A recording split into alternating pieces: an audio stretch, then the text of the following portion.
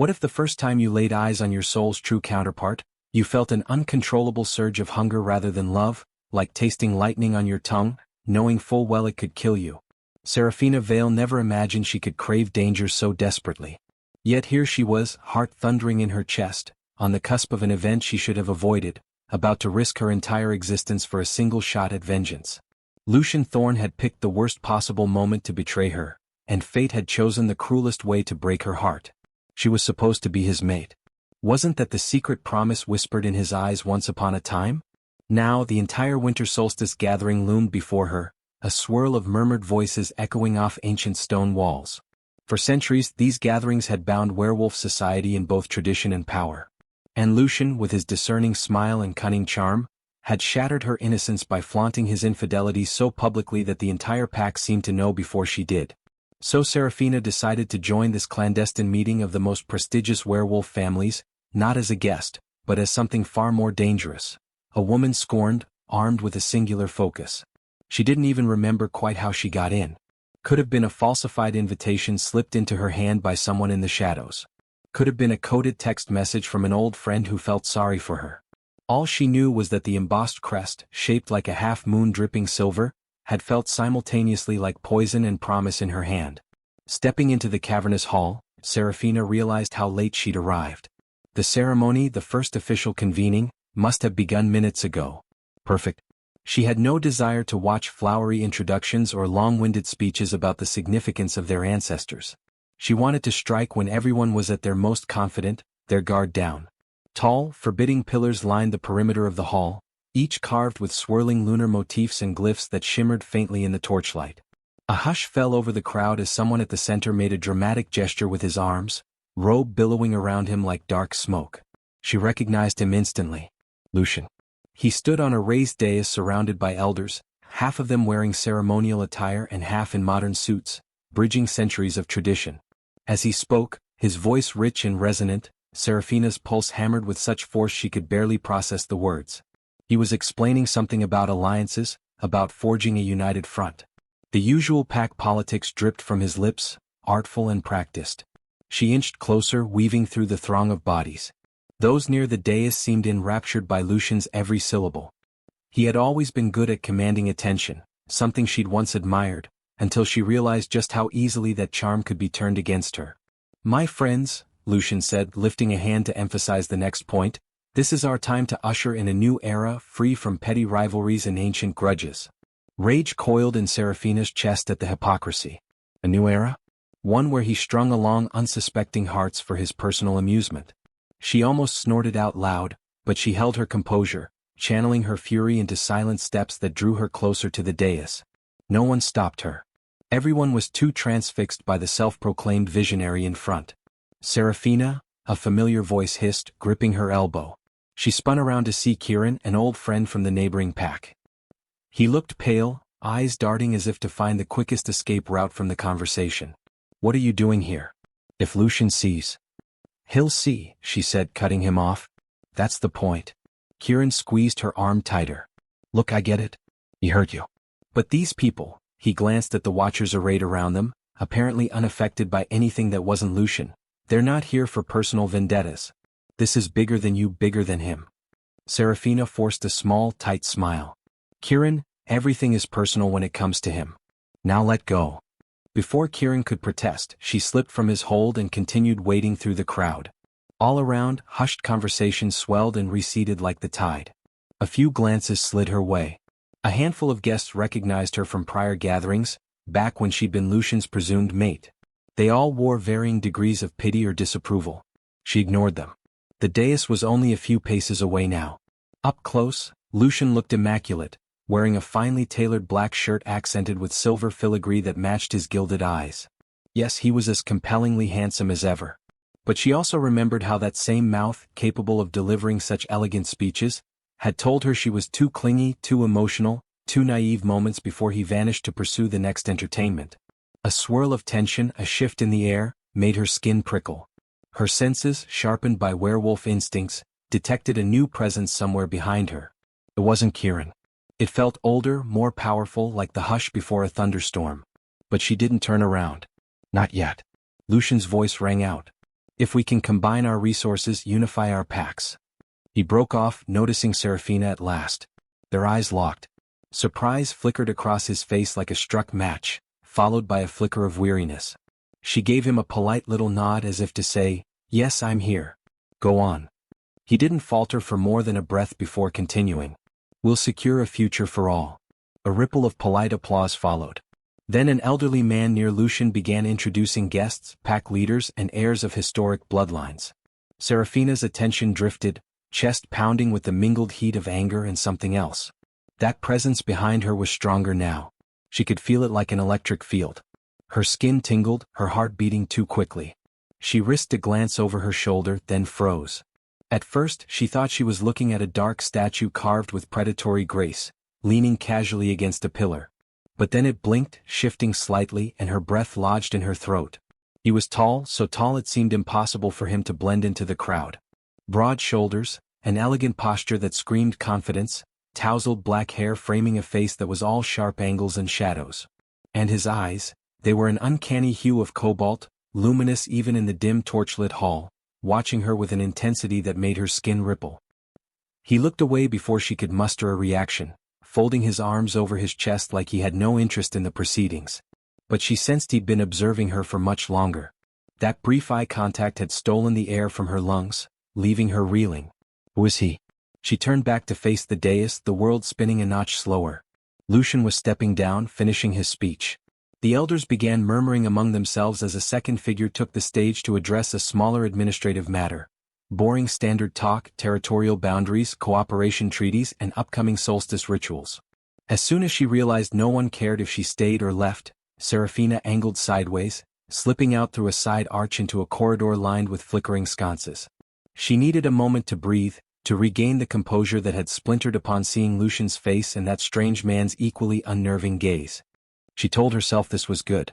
Being face to face with Lucian so soon was essential if she wanted to sabotage his carefully curated alliances and leave him exposed as the liar he was. But a sliver of doubt wove through her determination. She had assumed it would be straightforward. Show up, deliver some humiliating blow to Lucian's reputation, maybe seduce a crucial ally so they'd turn on him, then walk away. Now her plan felt childish. She pressed her back against a cold stone wall, heart thudding. Focus, Serafina. Remember why you're here. He destroyed your trust, mocked your devotion, humiliated you in front of the pack. She lifted her chin, forcing her pulse into something approximating calm. One might wonder, came a low voice that echoed off the stone, whether you're planning to tear this place down or simply burn it to the ground. Serafina's stomach plunged. She stiffened, turning to see the tall stranger from before, those cobalt eyes drilling into her. He had followed her silently. How had she not sensed him? She found her voice. And what if I am? He stepped closer, his presence devouring the space between them. Up close, the planes of his face were even more striking, almost too perfect, as if a sculptor had formed him from polished obsidian. A faint scar bisected his left eyebrow, adding a dangerous edge to that almost otherworldly beauty. Then, he said, mouth curving in a smile that didn't quite reach his eyes, I'd like to watch. Her skin burned as though 100 tiny sparks danced beneath the surface. She swallowed, forcing her tone to stay level. Who are you? Riker Shadowmere, he replied, voice as smooth as freshly poured ink. I'm fairly new to these gatherings, but certain responsibilities require my presence. A part of her recognized that name. A rumor about the Shadowmere family, a reclusive but highly influential bloodline rumored to hold large swaths of unclaimed territory. So he wasn't just powerful. He was dangerous. Serafina Vale, she said, her name slipping from her tongue like an afterthought. The air felt heavier around him, making each breath an effort. You left in the middle of Lucian's speech too? I have little patience for hollow words, he said, gaze flicking to the corridor leading back to the hall. Yours seemed anything but hollow. She froze. Meaning? He studied her for a moment, and she felt herself pinned under that midnight blue scrutiny. I saw your eyes when he spoke. There was murder in them. I don't, she began, but he held up a hand, not rudely, just enough to keep her from lying. Don't bother pretending. This entire event is built on pretenses. My interest is in truth. Something about his bluntness made her chest tighten with unexpected relief, although caution quickly replaced it. Why do you care? He glanced down the corridor as if making sure they were alone. Because anyone who loathes Lucian Thorn that openly is either reckless or courageous, and I have an interest in knowing which it might be. Her heart pounded. She could scarcely believe they were discussing this so plainly. Both, perhaps. His lips twitched in an almost smile. I appreciate honesty. The tension between them was more intense than any she'd ever felt, even more than what Lucian once evoked in her. She was torn between wanting to flee and wanting to press closer. Her mind scrambled for a new angle. If Riker despised Lucian too, maybe they could be allies. Before she could steer the conversation that way, the sound of approaching footsteps made them both step apart. A slender woman, elegantly dressed in a flowing gown, emerged around the corner and paused. She glanced at Riker, then Serafina, suspicion stirring in her bright green eyes. There you are, the woman said to Riker, voice clipped. The elders were asking for you. She offered Serafina a polite nod, though curiosity lingered on her features. I apologize for the interruption. Riker gave Serafina a final unreadable look. We'll speak again, he said quietly, then turned and left with the woman, disappearing around the bend. For a moment, Serafina just stood there, staring after them until the corridor swallowed them up completely. She pressed her palms against her cheeks, expecting them to be hot, and they were. Her entire body felt like it had been introduced to a new gravitational pull, one that might yank her straight into an abyss if she wasn't careful. She needed fresh air now. Quietly, she slipped through a side door that led to an outdoor balcony overlooking the fortress's torchlit courtyards. A crisp wind tousled her dark hair, carrying the faint scent of pine and something wilder from the forest beyond. She leaned on the carved stone railing, inhaling deeply to calm her racing pulse. A sudden wave of memory, Lucian's laughter, back when she was naive enough to think his devotion meant forever, rang in her mind. She gritted her teeth. She'd almost forgotten her purpose in the blaze of Riker's presence. She was here for revenge, and Lucian was within arm's reach, occupying a dais among powerful elders who apparently believed his every lie. Below in the courtyard, she caught sight of Lucian, flanked by well-dressed men, all of them conversing in hushed, urgent tones. A swirl of annoyance and heartbreak churned in her stomach. She wished she could rip that silver-tongued mask off him in front of the entire gathering. But maybe a public confrontation was too obvious. Maybe she needed something more insidious, like uncovering the skeletons he'd hidden. Her train of thought halted as a new presence made itself known behind her. She tensed, ready to confront Riker or someone else, but turned to find Kieran once more, face tight with worry. Serafina, he whispered, stepping close. What are you planning? She exhaled slowly. I'm just gathering information. He shook his head. This is a nest of vipers. Lucian isn't the only manipulator here. Some of these families are centuries old in their grudges. And that man you were speaking with, Riker? He's rumored to be an alpha who wields savage power, so reclusive he hardly ever attends these gatherings. She tried to keep her voice casual. I can handle myself. Then promise me you'll watch your back. Kieran glanced anxiously toward the distant hallway. There's something about this year's winter solstice gathering. Everyone's on edge. Alliances are shifting. Enemies are forging pacts in secret. Lucian's at the heart of it, or so they say. Her pulse quickened at the mention of Lucian's name. The full moon was approaching, which heightened everyone's sensitivity. She could feel the hum of magic in her veins, the primal call that had always been part of her nature. I'm done playing it safe, she replied. Lucian took everything from me. I won't rest until... Kieran's grip on her elbow tightened as the door to the balcony creaked open again. Serafina shut her mouth, turning to see who had come, but it was only a passing attendant carrying a tray of wine glasses, probably for some private toast. He smiled politely before disappearing down the corridor. Kieran's eyes returned to her, worry brimming in them. I think you should. No, Serafina said, tugging free. This is my fight. Either help me or leave me alone. He looked at her for a long moment, then stepped back as though conceding defeat. Fine. But if you insist on taking him down, do it cleanly. A single misstep could cost you your life. Or worse. Worse than losing her life. She couldn't imagine what that could be. But something about the cryptic warning sent a chill along her spine. A faint tremulous cry drifted from inside the fortress, a sign that the next portion of the evening's agenda had begun. Ritualistic chanting, or perhaps a welcome for late arrivals. She nodded at Kieran and began to move, intending to rejoin the throng in the main hall and keep a watchful eye on Lucian. Yet she paused, haunted by that presence she'd felt earlier, the memory of cobalt eyes pinning her to the corridor wall as though reading her soul. The mesmerizing power of it still radiated through her nerves. She forced herself to remain focused. Stepping back into the main hall, Serafina found it reconfigured. The dais was replaced by a wide open space where robed figures formed a semicircle around an ancient tapestry. A hush settled over the crowd. Magic prickled the air. She could sense the combined tension of these powerful families, each with their secrets, each with their own agendas.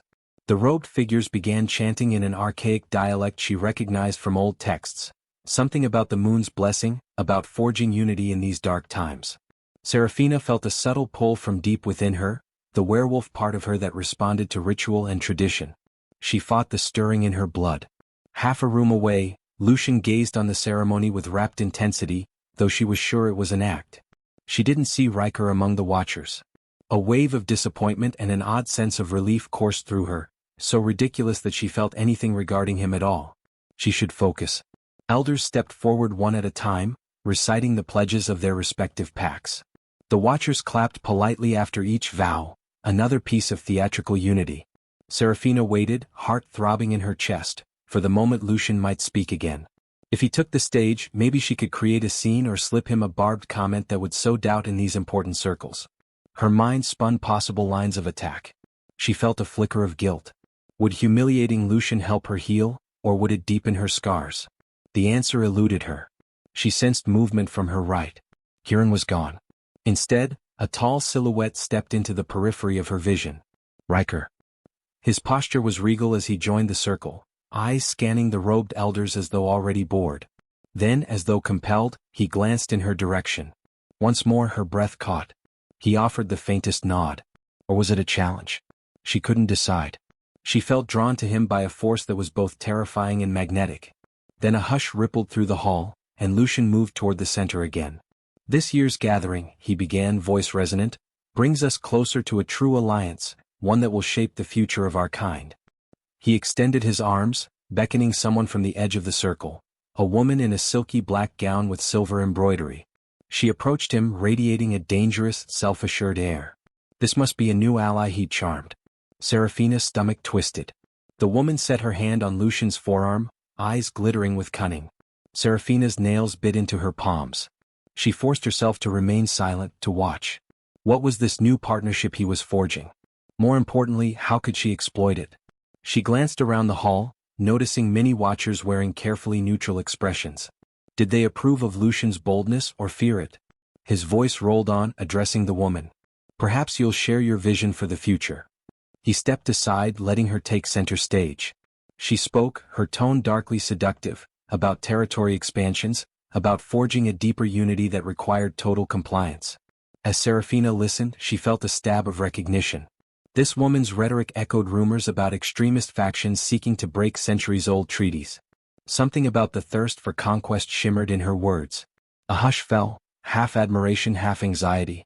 Over the woman's shoulder, Lucian's gaze swept the crowd, lingering on Serafina with a subtle sneer that made her blood boil. He looked proud, smug, even like he'd found a lethal viper to keep coiled at his side. Serafina's anger flared, but a heavy weight pressed down on her shoulder. She turned, startled to see Riker leaning in, breath warm against her ear. She almost lurched away, but his grip kept her still. His whisper was a soft growl. "Don't do anything rash here. Not with so many eyes." Her heart stuttered. She stared up at him, wanting to protest, to ask how he even knew her intentions. But the moment stretched impossibly long, his proximity unraveling her composure. She could barely form a coherent thought. "Why do you care?" she managed at last, voice hushed. He inclined his head toward the dais where the woman continued her speech. "Because if you reveal your hand now, you'll lose the advantage. And I'm not fond of seeing Lucian Thorne claim another victory." Something inside her bristled. "You'd protect me?" "I protect my own interests," he murmured, gaze flicking to her lips momentarily before returning to the dais. "Which might, at this moment, align with you living long enough to see him fall." She swallowed hard. Every instinct told her to push him away, to question his motives. But the raw truth was that she needed an ally, and something about him, dangerous as he was, felt strangely safer than trusting her own impulsive rage. Before she could respond, the woman's speech concluded to a smattering of polite applause. Lucian stepped forward again to add his final remarks. Serafina tensed. This was usually where he excelled, weaving words that dazzled the crowd. Sure enough, he launched into a slick conclusion, tying everything together with references to tradition, unity, and progress. Then, without warning, an abrupt darkness spilled across the hall, extinguishing half the torches. Startled cries and murmurs broke out. Something was wrong. The reek of sudden tension permeated the air. In the gloom, Serafina felt Riker's grip tighten, pulling her closer as if to shield her from an unseen threat. Her heart thundered. A low snarl, bestial and guttural, echoed through the vaulted ceiling. People scattered, uncertain where the sound was coming from. Lucian barked an order, and a flash of silver lightning illuminated the dais, a blade in someone's hand. Was it the robed figure behind him? The woman in black? Serafina couldn't tell. She heard a clatter, a yelp, and the panicked scramble of werewolves on the verge of shifting. In the sudden confusion, her back pressed firmly to Riker's chest, Serafina struggled to make sense of the chaos. Someone lunged, a silhouette of shadow. She caught a glimpse of gleaming fangs, realized at least one attendee had lost control and partially shifted. The chanting abruptly resumed, frenetic and off-key, probably an elder's attempt to restore calm. Riker's voice was at her ear again. "We need to get out of here." She swallowed, adrenaline surging. "Where?" "I know a way." His grip remained firm yet oddly gentle, guiding her toward a side corridor. She followed, trusting that even her partial werewolf senses might fail her in the swirling darkness. Over her shoulder, she glimpsed Lucian shoving someone away, eyes aglow with anger. The woman in black hissed words lost to the chaos. Then Serafina and Riker plunged into the corridor, the noise fading behind them like a receding tide, leaving only the echo of her ragged breathing and the frantic pounding of her heart. Torches along the walls flickered, revealing cracks in the ancient stones. Riker didn't stop, not until they rounded another corner and stepped into a small antechamber, quiet and shadowed. He released her arm, stepping back. For a tense moment they just stared at each other, chests heaving. She found her voice first. "What happened in there?" His gaze raked over her, ensuring no injuries. A sabotage attempt, possibly. Or the usual infighting turned violent. Either way, it's begun. She realized with a jolt that for all her talk of revenge, she'd never fully grasped how brutal these power plays could get. Silencing her enemies might require more than a sharp tongue. Riker's expression hardened.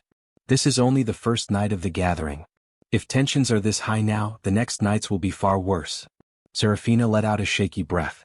The knowledge that Lucian was in the heart of it, that soon she'd have her chance at revenge, buzzed in her veins. But the prospect of actual violence, of life or death stakes, dwarfed any petty scheme she'd originally concocted. She licked her lips, heart fluttering.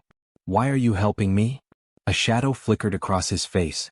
"Because Lucian Thorne has meddled in matters he shouldn't, and because there are forces stirring that could tear our society apart. I'd prefer to stand with someone who can see through his facade." She swallowed. "So you're just using me?" He stepped closer, each syllable deepening the tension. "Perhaps we're using each other." The air felt like static electricity.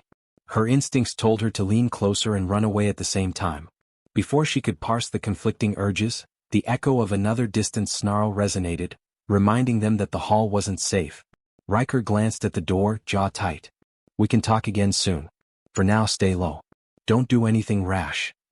He turned, and for the second time that night, she watched him disappear down a dark corridor as though he was more phantom than man. An unsteady breath escaped her. Every nerve in her body lit with a peculiar mixture of intrigue, lust, and trepidation. She barely knew him, yet he already felt woven into her fate. Bracing herself, Serafina ventured back toward the main hall, heart pounding. She found the gathering in disarray. The torches had been relit. Figures were tending to minor injuries. Lucian was in the thick of it, his voice cutting through the confusion with authoritarian sharpness. She sidled behind a pillar to observe. When Lucian turned, scanning the room, it felt like his gaze sliced right through the crowd and pinned her. She froze, half hidden by the shadows. In that fleeting instant, his eyes met hers, a silent collision of shock, anger, and maybe even something like guilt. She stepped back, slipping away before he could approach.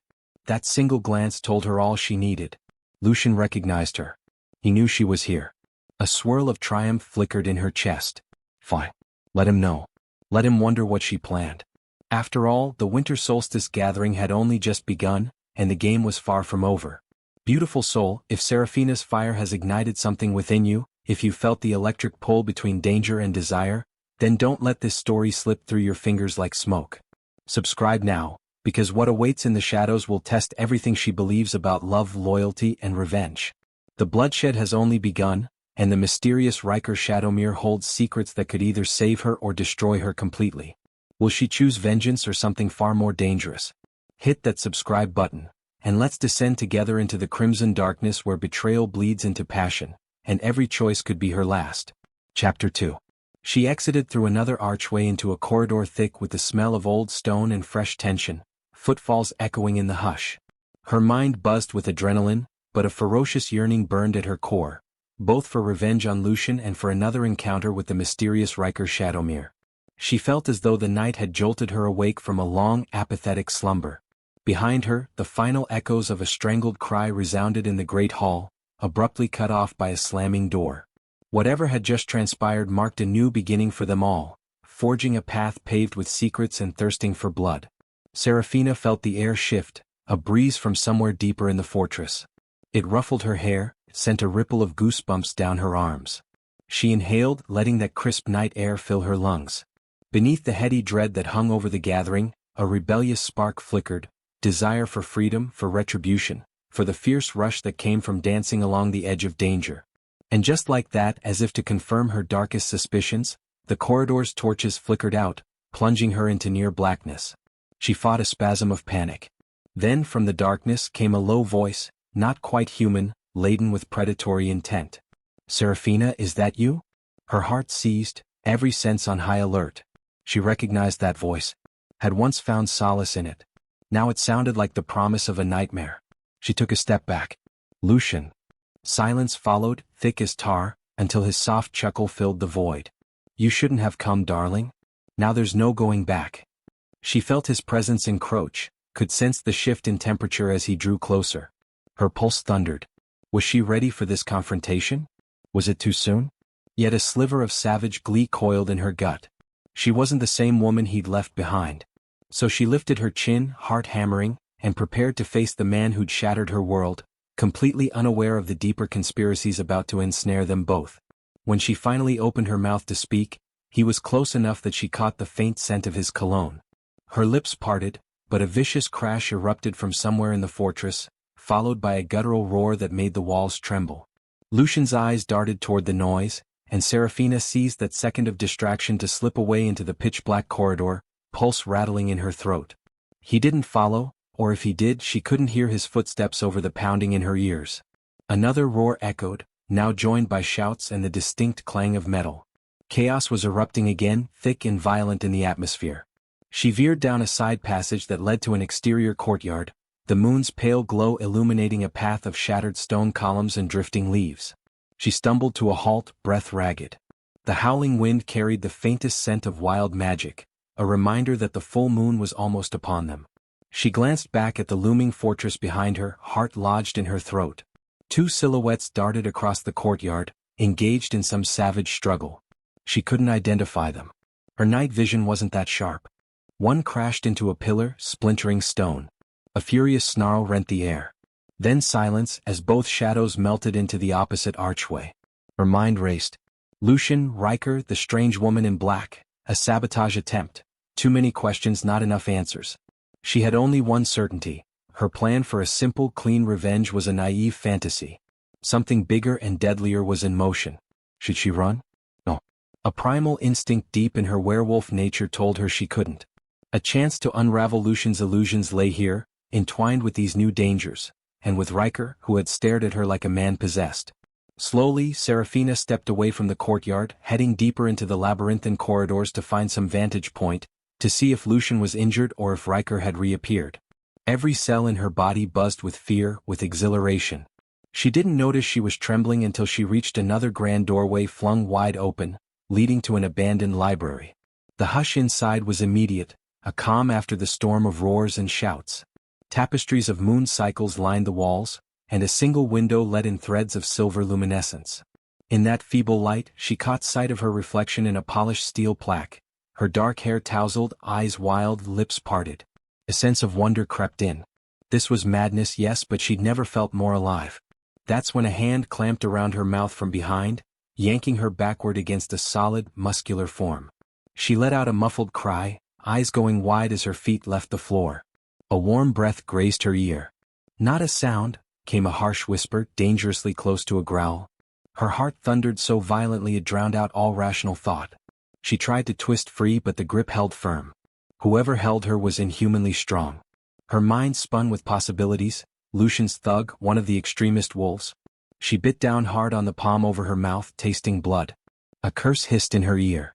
Suddenly she was spun around, back shoved against the tall bookshelf, the force rattling the old tomes. She prepared to lash out, only to freeze when she recognized those eyes. Riker. His breath was ragged, face contorted with anger and a flicker of pain. A shallow cut marred his temple, dripping a thin stream of blood down his jawline. In the moonlight, he looked both savage and majestic, every line of his body taut with tension. She tried to speak but her voice caught. His hands slipped from her mouth to her shoulders, pressing her against the shelf. She could smell the coppery tang of his blood mixed with an earthy, strangely comforting scent. "Are you hurt?" he demanded, voice gravelly. She shook her head, too stunned to form words. He exhaled, releasing some of the pressure on her shoulders. "There's fighting. Someone provoked. The half-shift. Blood has been spilled." He looked her over, gaze flicking from her eyes to her lips and down her neck. "I couldn't see you in the crowd. I thought." He stopped, jaw clenched. Her pulse hammered. Why did that admission feel so intimate? "I'm fine," she whispered. "But Lucian." "Lucian is the reason for this chaos, or at least part of it," Riker growled. "He's up to something bigger than petty politics." She nodded, swallowing. Her mind reeled at the intensity in Riker's eyes. He was so close she could feel the warmth radiating off him. A trembling longing began to blossom in her chest, so unwelcome yet so overpowering. He must have sensed it too because something shifted in his expression, a raw hunger that matched the swirl of emotion inside her. But just as quickly as it appeared, he tamped it down, stepping back. She inhaled shakily, relief and regret warring within her. "We'll regroup," he said more calmly. "Once this commotion dies down. You need to keep your head down. Your presence here is no secret anymore." She opened her mouth to argue, but a sudden crash in the corridor outside made them both whip their heads around. Heavy footsteps, muffled curses, the distant clang of what sounded like steel meeting stone. Riker shot her a warning look. "Later," he whispered, and before she could protest, he slipped out of the library with startling agility, leaving her alone. She stared at the empty doorway, heart roaring in her ears. The night wasn't over. Not by a long shot. A storm was gathering in the fortress's winding halls, and she was caught in the center of it, between Lucian's schemes and Riker Shadowmere's dangerous allure. She couldn't decide which terrified her more, the threat of Lucian's wrath, or the intoxicating promise in Riker's gaze. Through the library window, the moonlight shifted, illuminating a tapestry depicting an ancient werewolf clan kneeling under a lunar eclipse. Seraphina's throat went dry at the sight.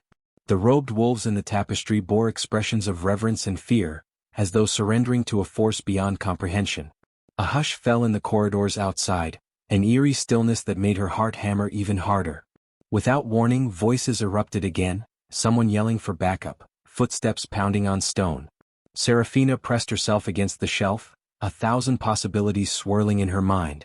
She closed her eyes, inhaling the dusty air laced with tension, blood, and the faint scent of pine from the world beyond these walls. Her hands curled into fists. Enough hiding, she thought. Enough second-guessing. She was here to face Lucian, to tear off his masks, to watch him squirm if that's what it took. If the fortress was falling to chaos, then so be it. Her path was clear.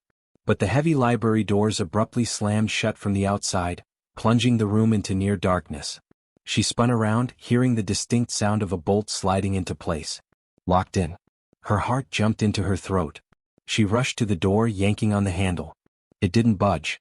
She gave it a solid push with her shoulder, but it was sturdy. Someone had intentionally sealed her inside. Panic spiked. She pulled back, scanning the shelves and the stained glass window above them. Her only option might be to break the window, but it was narrow, probably too small to climb through. The old wooden shelves groaned with the weight of ages, but maybe with enough force she could pop one into the door, crack it open. No time. Footsteps again, faint but approaching. She held her breath, pressing her ear to the door. On the other side she could make out hushed voices. One she didn't recognize, the other heartbreakingly familiar. Lucian. Her pulse pounded so fiercely she thought she might faint. She heard him speak her name. Then the second voice responded in a calm, authoritative tone. She strained, but their words were muffled. Something about betrayal. Proof. Disposal. Her skin crawled. Disposal. She backed away from the door, panic flaring. Her mind raced for a plan. She had to get out. But how? Her eyes roamed the library's gloom, hunting for an exit she might have overlooked. When her gaze snagged on a far corner, partially concealed by a tapestry, she spotted a crack in the stone, a concealed passage.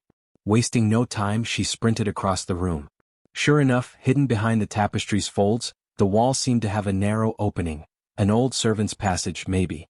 She slipped inside, forcing her body sideways to fit the tight space. It stank of damp stone and disuse, but at least it was a way out. She hoped. Behind her, the library door rattled, followed by Lucian's low murmur. She froze. With the tapestry blocking the passage, she was hidden for now, but if they entered the room, they'd sense her immediately if they caught her scent. Shallow breaths. She forced herself to move carefully deeper into the passage. It sloped downward, the corridor so narrow that she scraped her elbows on the rough rock. Her only light was the faint glow from behind the tapestry. After a few meters, darkness swallowed her completely. One step at a time she pressed on, mind buzzing with fear and determination. She refused to let Lucian trap her. She refused to abandon her plan to see him fall. If that meant stumbling through pitch-black tunnels alone, so be it. Then, as the darkness expanded, an unexpected flicker of heat ignited in her chest. Not entirely anger or terror, but something else. The memory of Riker's lips just inches from hers, his whisper a soft command, circled her thoughts. That fleeting moment felt like a brand on her skin. She tried to shake it off, focusing on the immediate danger. But some primal part of her held on to that sensation, a promise of more than just revenge. Something savage, unearthly, and deeply magnetic lurked in Riker's presence, and it seemed to call to every fiber of her being. In the inky blackness, she could almost imagine his face carved in moonlight. She shivered. Would he come for her if she was trapped? Or was she just another piece in a larger game he was playing? Her foot slipped on a wet stone, nearly sending her crashing into the wall. She stifled a cry and steadied herself. The tunnel was descending faster now. In the silence, her heartbeat roared like thunder in her ears, fear and adrenaline mixing in a heady cocktail. She pressed on, another few steps, unsure how far the passage went. A swirl of questions filled her mind, each one more urgent than the last. But above all, a single thought stabbed her consciousness. She was locked in a centuries-old fortress with a man who had once claimed her heart and crushed it, a savage clan stirring to conflict, and a dangerously magnetic alpha whose eyes promised both salvation and ruin. And as the corridor finally curved, opening to a faint glow of moonlight from some hidden ventilation shaft above, Serafina drew a sharp breath, bracing herself for what lay beyond. She'd ended up in the midst of a war she scarcely understood, with bloodshed already darkening the night. Yet through the terror her spirit blazed. Let them come. Let them try to bury me in these corridors. I refused to vanish quietly into the night. She would confront Lucian, delve into Riker's mysteries, and stake her claim on her own destiny, no matter how many secrets bared their fangs along the way. The flicker of moonlight overhead revealed a narrow wooden ladder leading upward to a trapdoor. Gathering her courage, she placed a trembling hand on the first rung. Every shift in the fortress above, every snarl or shout, reminded her she had precious little time. If she emerged only to find Lucian waiting with a smug grin, so be it. If she emerged into the arms of Riker Shadowmere, uncertain of his true intentions, so be it. A crazy thrill sang in her veins at the thought of facing them both. She began climbing step by step into the unknown.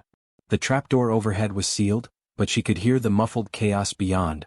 Footsteps, curses, maybe even the distant roar of a partial shift. She bit her lip, heart pounding so hard she thought it might bruise her ribs. Her mind whirled. Will I open this door to salvation or captivity? Will I find Lucian's condemnation or Riker's scorching gaze? That single question filled her with both dread and anticipation, an intoxicating blend that held her captive. She reached for the trapdoor handle, bracing for whatever lay beyond, determined to meet it with all the fire in her soul. Then, mustering every ounce of courage, Serafina pushed up on the door. The world above erupted in a deafening crash, sending dust and splinters showering down, forcing her to shield her eyes and cling to the ladder. She blinked, coughing, the shock reverberating through the boards beneath her hand. On the cusp of bursting through that trapdoor, a terrible certainty seized her heart. Whatever chaos she'd left behind in the main hall had found its way here, and the next few seconds would decide her fate. She inhaled sharply. Then she shoved the door open. Chaos thundered through the corridor the instant Serafina shoved the trapdoor open. A guttural snarl rippled overhead, rattling the planks against her palms. She winced at the acrid smell of scorching wood, a hallway torched by swirling energies or magical fire, perhaps. Another roar split the air, followed by the crash of something large slamming into a wall. She refused to hesitate. Heart hammering, she pushed harder, using her knees for leverage until the door groaned and gave way. With scraped stone, a swirl of dust rushed down into the cramped space, choking her lungs, but she pressed through it, determined to emerge before anything could ambush her from above. When her shoulders cleared the threshold, Serafina found herself in a corridor lit by dying torches. One side was partially caved in, the stones collapsed in a jagged heap where something massive must have slammed through. Broken torches sputtered sparks across the floor, and the entire place stank of sweat, blood, and fury. She hoisted herself up, gasping for fresh air. She noticed two figures in mid-brawl just a few yards away. One had partially shifted, claws extended from human hands, elongated canines bared in a feral snarl. His opponent, though still in human form, moved with predatory grace, weaving smoothly around the attacks. Sparks danced in the space between them as if raw power crackled in the air. Serafina ducked behind a toppled bench, swallowing the scream that threatened to betray her hiding spot. The partially shifted man roared and flung himself forward. The other fighter darted aside, seized him around the waist, and smashed him into the half-collapsed wall. Stone chunks rained down, raising a thick cloud of rubble. The impact forced the half-shift to revert, letting out a ragged groan. For a tense second, Serafina thought the victor would kill the fallen man, but the unshifted fighter merely pressed a hand against his opponent's neck. A savage hush fell, as if he were checking for signs of surrender. Then, with a grunt, he stepped back, letting the defeated werewolf slump to the ground. Blood dripped from a gash across his own forearm. He cursed under his breath. That voice. Serafina's spine went rigid. Slowly, she peered around the edge of the bench and caught the glint of cobalt ice shining in the gloom.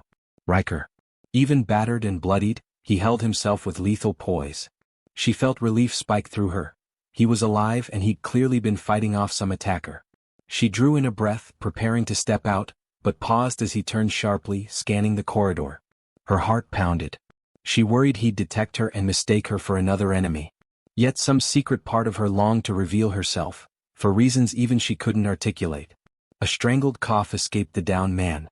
Riker narrowed his gaze and sank to a crouch, pressing a knee into the other man's chest. "Who sent you?" he demanded, voice tight with fury. The man nearly spat blood, refusing to speak. Riker's lips thinned. "You attacked me. My patience is gone. Speak or I swear." The figure on the floor spat again, flinching when Riker gripped his throat. Serafina stiffened. This was no idle threat.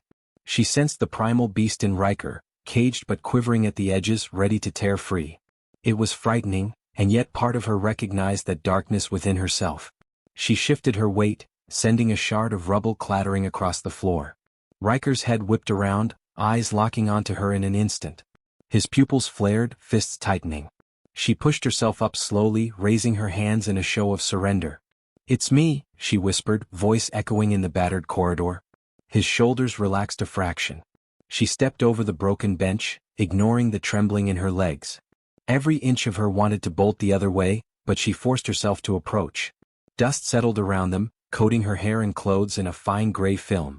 "You picked a bad spot for an evening stroll," he growled, though a hint of relief tinged his frustration. "I told you to lay low." She motioned to the battered corridor, the collapsed stones, the unconscious man pinned beneath Riker's knee. "It hardly seems like anyone's lying low tonight." Riker exhaled, raking a hand through his disheveled hair. His gaze lingered on her face, and she felt an unspoken tension spool between them, electric and haunting. "Are you hurt?" he asked quietly. "No," she said. "Someone locked me in a library. Found a passage." She gestured to the trapdoor behind her. He gave a terse nod. Then, as though reminded of the half-shift under him, he pressed his knee into the man's rib cage again. "Who sent you?" "Go to hell," came the ragged reply. Serafina frowned, stepping closer. "Is he one of Lucian's?" Riker huffed. "That's what I'm trying to find out." The man flailed, desperate to free himself, but Riker barely budged. She knelt beside them, forcing her fear aside. "Lucian's been forging alliances with some extremist faction." "Is that you?" A savage laugh bubbled from the pinned man's lips. You know nothing. Riker tightened his grip. Serafina swallowed, alarmed at how easily Riker was subduing a half-shifted werewolf. Then again she sensed this was only a fraction of Riker's true strength. The man beneath him trembled, eyes rolling with panic. "Stop," Serafina said softly, placing a hand on Riker's shoulder. She expected to feel rigid muscle ready to snap. Instead, her palm registered him trembling too, rage coursing under his skin like an electrical current. He's beaten. There's no point. Riker's chest heaved. She saw the internal battle in his eyes, whether to push further or relent. Slowly the tension in his limbs eased. He released the man's throat and slid his knee away, still poised to strike if necessary. The half-shift coughed, eyes darting between them. "You'll regret letting me live," he croaked. Then with a sudden twist he sprang to his feet, surprising them both. Serafina stumbled back. Riker cursed and lunged, but the man pivoted, half limping, half sprinting down the corridor. The battered stones shook under the force of his desperate flight. Riker started after him, but Serafina grabbed his arm. "Let him go. We need to regroup, figure out what's happening." He stopped, jaw clenched, watching the figure disappear into shadow. Finally he exhaled hard. "Fine. But he'll warn whoever sent him." She nodded, heart still racing. "Then we need to find the others. Kieran, the elders, anyone who can help us make sense of this." Riker turned to her, eyes searching. "You're certain you're not hurt?" She forced a smile. "I've had worse nights." His lips twitched, almost forming a grin. "That's saying something." They stood there for a moment, catching their breath.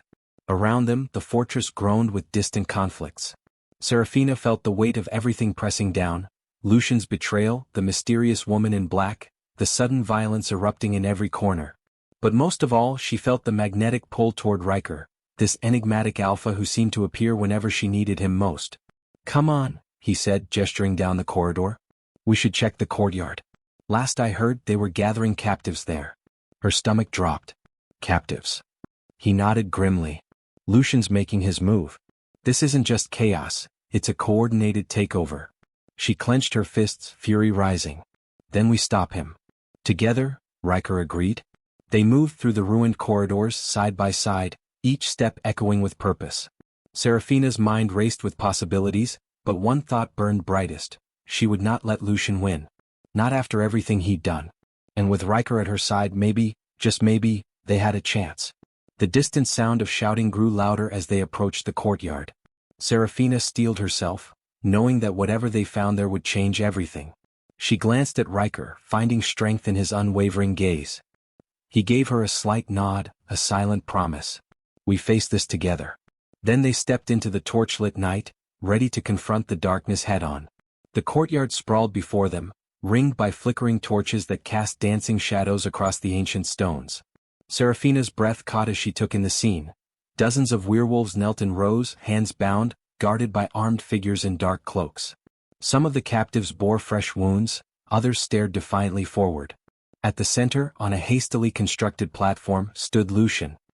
He looked worse for wear, blood stained his once pristine attire, and a fresh bruise darkened his cheekbone, but his eyes gleamed with triumph. Beside him stood the woman in black, her expression cold and calculating.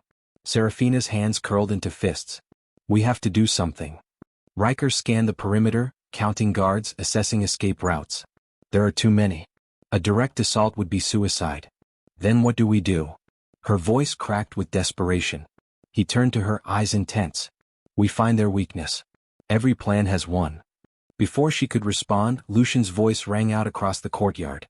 "My brothers and sisters," he began, arms spread wide. "Tonight marks the beginning of a new era. An era where the strong lead and the weak follow. Where unity is not a choice but a command." Murmurs rippled through the captives. Some looked terrified, others angry. The woman in black stepped forward. "Those who pledge loyalty to our new order will be spared. Those who resist." She let the threat hang in the air. Serafina's blood boiled. This was worse than she'd imagined. Lucian wasn't just consolidating power, he was enslaving their people. "We need help," she whispered to Riker. "We can't take them alone." He nodded slowly. "There might be others. Allies scattered throughout the fortress. If we can find them." A commotion at the edge of the courtyard cut him off. A guard dragged forward a struggling figure. "Kieran?" Serafina's heart lurched. Her friend's face was bloodied, but his eyes blazed with defiance. "No," she breathed. Lucian's gaze fell on Kieran, and a cruel smile curved his lips. "Ah, another dissenter. Perfect timing." He gestured, and the guards forced Kieran to his knees before the platform. "Let this be a lesson," Lucian announced, his voice carrying across the courtyard. "Resistance will not be tolerated." The woman in black raised her hand, dark energy crackling around her fingers. Seraphina's vision narrowed. Everything, her pain, her anger, her need for revenge, coalesced into a single, burning purpose. "I can't watch this," she hissed. Riker grabbed her arm. "Seraphina, don't." But she was already moving, instinct overriding caution. She couldn't let Kieran die. Not when she could do something. She stepped into the torchlight, voice ringing clear and strong. "Lucian." Every head turned. The courtyard fell silent. Lucian's eyes widened in genuine surprise, then narrowed with recognition. "Seraphina. How delightful." She walked forward, chin high, ignoring the guards who tensed at her approach. "Let him go." Lucian laughed, the sound echoing off the stones. "And why would I do that?" "Because," she said, stopping at the edge of the platform, "this isn't about him. It's about me. Isn't it?" His smile faded slightly. The woman in black watched with interest. "You want to make an example?" Seraphina continued, her voice steady despite the fear clawing at her insides. "Then make it of me. Let the others go." Lucian studied her, something unreadable flickering in his eyes. For a moment she thought she saw regret. But it vanished as quickly as it came. "Bold," he murmured. "But foolish." He gestured and guards moved toward her. Then Riker emerged from the shadows, his presence commanding immediate attention. "Touch her," he said quietly, "and I'll tear this fortress down stone by stone." The guards hesitated. Even Lucian looked uncertain. The woman in black hissed, "Who are you to threaten us?" Riker's eyes glowed cobalt in the torchlight. "Riker Shadowmere. And if you know that name, you know I don't make idle threats." A ripple of recognition passed through the crowd. Even some of the guards stepped back. Lucian's jaw tightened. "The Shadow. Mere line. I should have known." Riker moved to stand beside Seraphina, his presence a shield against the hostile crowd. "Release the captives. End this madness. Or face me." Tension crackled in the air. Seraphina held her breath, waiting for Lucian's response. Then from somewhere in the darkness beyond the courtyard, a howl split the night, long, mournful, and filled with rage. More howls joined it, echoing from every direction. Lucian's confident expression faltered. "What?" he began, but his words were cut off as shapes poured into the courtyard from every entrance. Werewolves, dozens of them, in various stages of transformation, teeth bared, eyes blazing. At their head was a massive silver wolf with scars crisscrossing its muzzle. It shifted mid-stride, becoming a gray-haired woman Seraphina recognized from the gathering, one of the oldest elders. "This ends now, Lucian Thorn," she declared, her voice carrying the weight of centuries. And then all hell broke loose. Beloved listener, if your heart is racing with Seraphina's, if you felt the fire of rebellion and the sweetness of finding an unexpected ally in the darkness, then you cannot turn away now. Subscribe, because what comes next will shake the very foundations of their world. Betrayals will cut deeper, alliances will be tested in blood and moonlight, and Seraphina will face a choice between the vengeance that has defined her and a love that could either redeem her or destroy everything she's fighting for. The war has truly begun, and you deserve to witness every breathtaking, heartbreaking moment. Hit that subscribe button and let's walk together through the fire, because the real battle for their souls is just beginning, and I promise you, nothing will ever be the same. Chapter 3. The courtyard exploded into chaos. Werewolves clashed in a frenzy of teeth and claws, the air thick with snarls and the metallic scent of blood. Seraphina found herself swept into the melee, instincts taking over as she dodged a guard's wild swing. Riker fought beside her, his movements fluid and deadly. He moved like shadow and lightning combined, dispatching enemies with brutal efficiency. "Stay close," he shouted over the din. She didn't need to be told twice. Together they carved a path through the fighting, heading toward where Kieran still knelt, forgotten in the chaos. Seraphina reached him first, cutting through his bonds with claws that had erupted instinctively from her fingertips. "Can you move?"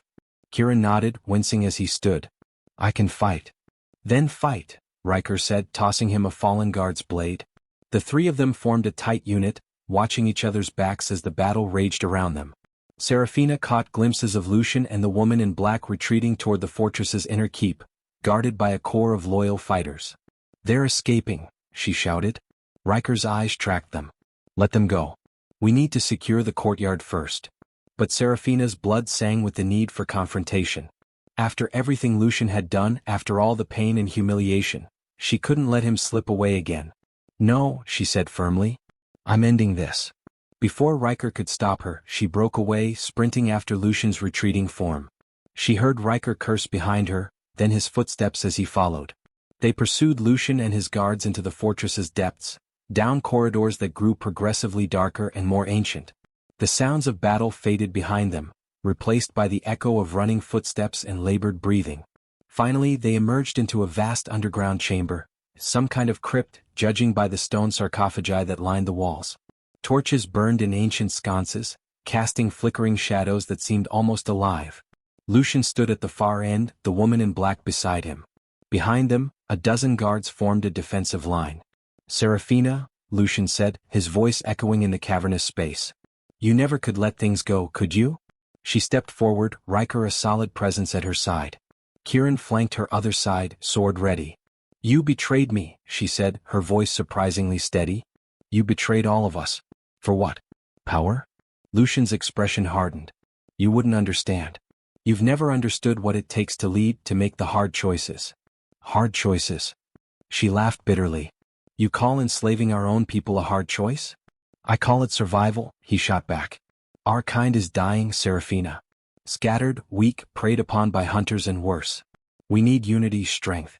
And if that requires some to submit to the will of others, so be it." The woman in black smirked. "The weak exist to serve the strong. It's the natural order." Riker growled low in his throat. "There's nothing natural about what you're doing." Lucian's gaze shifted to him.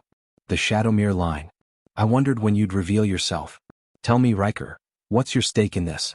Why do you care about some scorned woman's vendetta?" "Because," Riker said coldly, "she's right. And you're wrong." The simplicity of it made Serafina's heart clench. She glanced at him, seeing the determination in his eyes, and felt something shift inside her. Lucian sneered. "How touching. Well then. If you're so eager to die for her, I'll oblige." He nodded to his guards, who advanced with weapons drawn. The fight that followed was brutal and desperate. Serafina found herself facing off against two guards at once, her newly manifested claws the only thing keeping her alive. She moved on instinct, decades of pack training surging through muscle memory.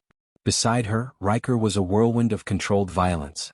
He'd partially shifted, his form hovering between human and wolf, granting him inhuman speed and strength. Guards fell before him like wheat before a scythe. Kieran held his own, his smaller stature belying his skill with the blade. But the woman in black wasn't fighting physically.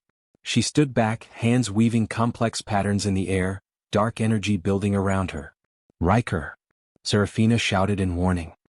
He looked up just as the woman released her spell, a bolt of crackling darkness that shot toward them like a spear.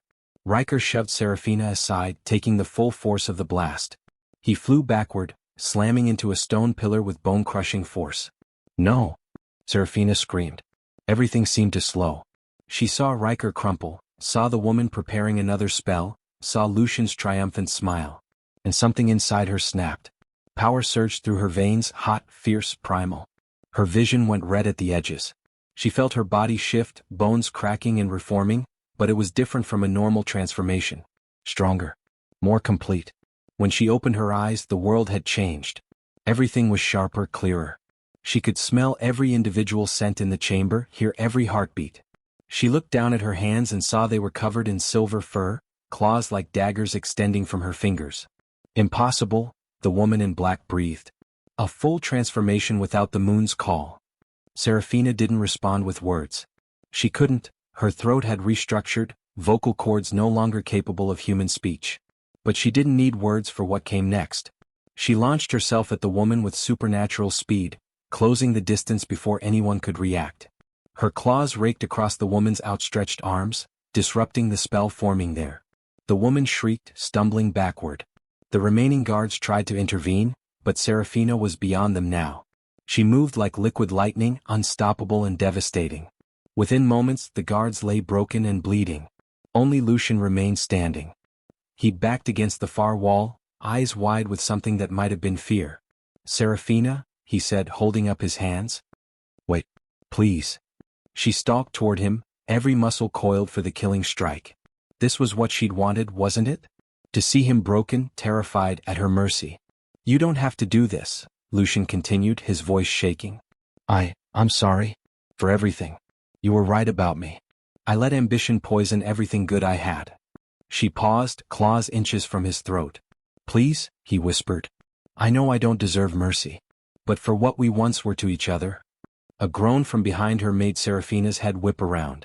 Riker was stirring, trying to push himself upright. Blood matted his hair and stained his clothes, but he was alive. The sight of him, wounded because of her, because he'd chosen to protect her, cut through the red haze of her rage. She looked back at Lucian, seeing him clearly for perhaps the first time. Not as the mate who'd betrayed her, not as the enemy she needed to destroy, but simply as a broken man who'd made terrible choices. Killing him wouldn't fix what he'd broken in her. It wouldn't undo the pain or restore what they'd lost. Slowly, deliberately, she retracted her claws. Lucian sagged with relief. Thank you. Don't, she managed, her voice rough and inhuman but understandable. Don't thank me. This isn't mercy. It's me choosing not to become like you. She turned away from him, moving toward Riker. As she did, she felt her body beginning to shift back, the silver fur receding, bones realigning. By the time she reached Riker, she was fully human again, though naked and trembling from the exertion of the double transformation. Riker looked up at her, a faint smile on his bloodied lips. That was incredible. She helped him sit up, checking his wounds. You're hurt because of me. Worth it, he said simply. Kieran appeared, draping his cloak over Serafina's shoulders. We need to move. More guards could arrive any moment. Serafina nodded, helping Riker to his feet. He leaned heavily on her, but his strength was already returning, one benefit of werewolf healing. They left Lucian kneeling in the crypt, surrounded by his fallen followers.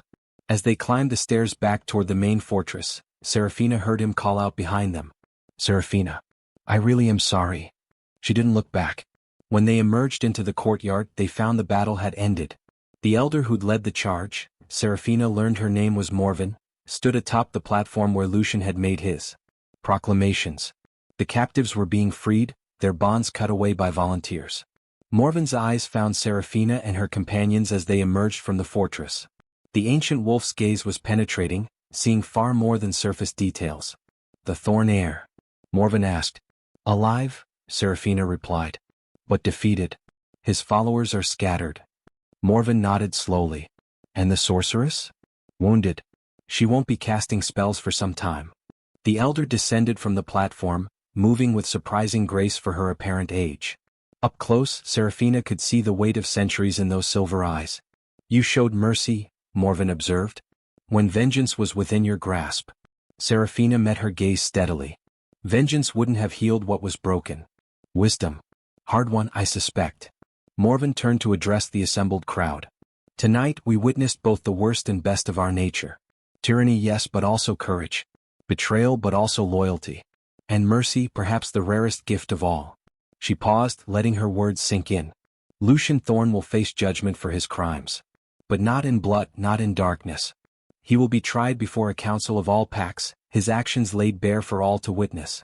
This is how we move forward, with justice, not revenge. Murmurs of agreement rippled through the crowd. Morven's gaze returned to Serafina. You transformed fully without the moon's blessing. Such power is rare, dangerous even. You'll need guidance to master it. Serafina nodded, suddenly aware of how exhausted she was. The adrenaline that had carried her through the night was fading, leaving her hollowed out and aching. Riker's hand found hers, squeezing gently. She squeezed back, drawing strength from his presence. For now, Morven continued, rest. Tomorrow we begin rebuilding what was broken. But tonight you've earned peace. The crowd began to disperse, werewolves helping the injured to the makeshift infirmary, others starting to clear rubble and tend to the dead. The weight of what they'd all endured hung heavy in the air, but there was also a sense of tentative hope. Kieran clasped Serafina's shoulder. Thank you. For coming after me. Always, she said, managing a tired smile. He nodded, then moved off to help with the wounded, leaving Serafina and Riker standing alone in the torchlit courtyard. You should have that looked at, Serafina said, gesturing to the blood still seeping through Riker's shirt. Later, he said. First I need to know, are you all right? That transformation, it took a lot out of you. She considered the question. Physically she was battered and exhausted. Emotionally she felt like she'd been turned inside out and reassembled slightly wrong. But underneath all of that there was something new. Something like freedom. I think, she said slowly, I'm better than I've been in a long time. Riker's expression softened. Good. Because we have a lot to figure out. We do. He nodded. This, he gestured between them, whatever this is. I don't want it to end with tonight. Serafina's heart stuttered. Riker. I know the timing is terrible, he continued. I know you've been through hell tonight. But I need you to know, this isn't just about stopping Lucian. You matter to me, Serafina. More than I expected. She stared at him, searching his face for any hint of deception or manipulation. But all she saw was sincerity, raw and unguarded. I don't know if I can do this, she admitted. Trust someone again. Open myself up to. Then don't, he said simply. Not yet. But give me a chance to earn it. Let me prove I'm not him. The request was so simple, so reasonable, that Serafina found herself nodding before she'd fully processed it. Okay, she whispered. A chance. Riker's smile was like sunrise breaking through storm clouds. He lifted her hand to his lips, pressing a gentle kiss to her knuckles. The gesture was somehow more intimate than anything they'd shared before. Come on, he said. Let's get you somewhere warm. You're shivering. She hadn't noticed until he mentioned it, but he was right. Reaction was setting in, her body finally processing the trauma of the night. Riker draped his arm around her shoulders, and together they walked toward the fortress's guest wing, where intact rooms might offer shelter. They found a small chamber with a fireplace and a single large bed. Riker immediately set about lighting a fire while Serafina collapsed onto the bed, suddenly unable to stand another moment.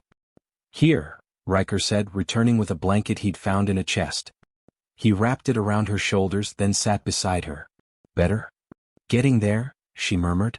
They sat in comfortable silence, watching the fire grow. Serafina felt herself relaxing incrementally, the warmth seeping into her bones, chasing away the worst of the chill. What you did tonight, Riker said quietly, walking into that courtyard offering yourself, that was either incredibly brave or incredibly foolish. Probably both, she admitted. Definitely both. His lips quirked. But it was also exactly what was needed. You reminded everyone what we're supposed to be fighting for. Not power, not domination. Each other. Serafina turned to look at him properly. In the firelight with his guard down he looked younger somehow. Less the terrifying alpha, more just a man who'd chosen to stand against darkness. Why did you come tonight? She asked. Really? You said you rarely attend these gatherings. Riker was quiet for a long moment. I had a vision, he finally said. 3 nights ago. The moon showed me. Standing in a courtyard, silver light pouring off you like water. And I knew I needed to be here. A vision? Serafina's breath caught. Prophetic dreams were rare among their kind, usually reserved for the most powerful alphas or the eldest shamans. I didn't know what it meant, he continued. Still don't entirely. But I knew it was important. That you were important. And then you met me and I was just some scorned woman looking for revenge. You were never just anything, he said firmly. From the moment I saw you in that hallway, I knew the vision had been right. There's something about you, Serafina. A strength that goes beyond physical power. A light that refuses to be extinguished. Tears pricked at her eyes, unexpected and overwhelming. When was the last time someone had seen her like this? Not as an object to be used, not as a means to an end, but as herself, flawed, angry, hurt, but still somehow worthy? I don't feel strong, she admitted. I feel broken. Broken things can be mended, Riker said softly. And sometimes they're stronger for the breaking. Like a sword reforged in fire. He reached up, gently brushing away a tear that had escaped. His touch was warm, careful, asking rather than taking. Serafina leaned into it, craving the comfort even as part of her screamed that it was too soon, too fast, too dangerous. Stay, she whispered. Tonight. I don't want to be alone. I'm not going anywhere, he promised. They lay down together, Serafina curled into Riker's side, his arms wrapped protectively around her. It wasn't sexual, wasn't even particularly romantic, just 2 wounded souls seeking comfort in the aftermath of battle. As sleep finally claimed her, Serafina's last conscious thought was that maybe, just maybe, she could learn to trust again. Maybe she could learn to love. The next morning dawned cold and clear. Serafina woke to find herself alone in the bed, though Riker's scent still lingered on the pillow beside her. For a moment, panic gripped her. Had he left? Had last night been some elaborate manipulation? But then the door opened, and Riker entered carrying a tray of food. He'd cleaned up, his wounds bandaged, wearing fresh clothes that someone must have provided. "Morning," he said, setting the tray on a small table. "I wasn't sure what you'd want, so I brought a bit of everything." Relief flooded through her. "You stayed. I said I would, didn't I?" He sat on the edge of the bed, studying her face. "How are you feeling?" Serafina took inventory. "Sore, definitely." Her muscles ached from the transformation, and various cuts and bruises made themselves known. But underneath the physical discomfort, there was something else, a sense of lightness she hadn't felt in months. "Surprisingly okay," she said. "Considering." "Good. Because Morven wants to speak with us." "Nothing urgent," he added quickly, seeing her tense. "She just wants to discuss next steps. The trial, the reconstruction of the council, your training." "My training?" "For your transformation ability. It's powerful, Serafina, but it could also be dangerous if you can't control it." He paused. "She also mentioned that full transformations without the moon's influence often indicate alpha potential." Serafina sat up sharply. "Alpha? No. I'm not. I don't want to lead anyone." "You already are," Riker pointed out. "Last night people followed you. They believed in you. That's what leadership is." "That was desperation, not leadership." "Was it?" He tilted his head. "You made a choice to spare Lucian when killing him would have been easier. You showed them a different path. That's not desperation, Serafina. That's vision." She wanted to argue, but the words wouldn't come. Because deep down, a part of her recognized the truth in what he was saying. She had made a choice last night, not just about Lucian but about who she wanted to be. "I'm scared," she admitted quietly. "What if I fail them? What if I become another tyrant, another Lucian?" "Then I'll stop you," Riker said simply. "And so will Morven and Kieran and everyone else who believes in you. You won't face this alone." The promise settled something in her chest. She reached for his hand, threading their fingers together. "Okay," she said. "Let's go talk to Morven." They dressed quickly. Someone had left clean clothes for both of them, and made their way through the fortress. In daylight, the damage from the previous night's battle was even more apparent. Scorch marks blackened walls, rubble-littered corridors, and everywhere werewolves worked to clean and repair. But there was energy in the air too. A sense of purpose, of community coming together after near catastrophe. They found Morven in what had once been a council chamber, now serving as a makeshift command center. Maps covered a large table and various pack representatives clustered around, discussing logistics. The elder looked up as they entered, her silver eyes shrewd. "Ah, our heroes. Come sit. We have much to discuss." The other representatives made space at the table, and Serafina found herself studying them. She recognized a few faces from the gathering, but many were new, pack leaders from territories she'd never visited, each bearing the marks of their own struggles. First, Morven said, "Introductions.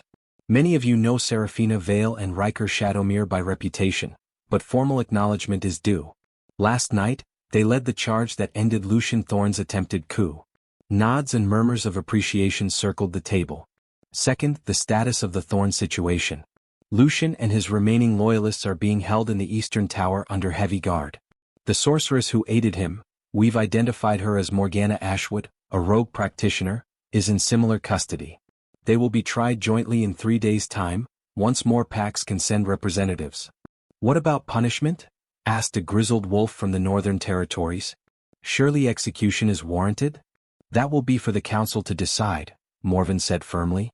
"This is a new beginning, not a continuation of old patterns.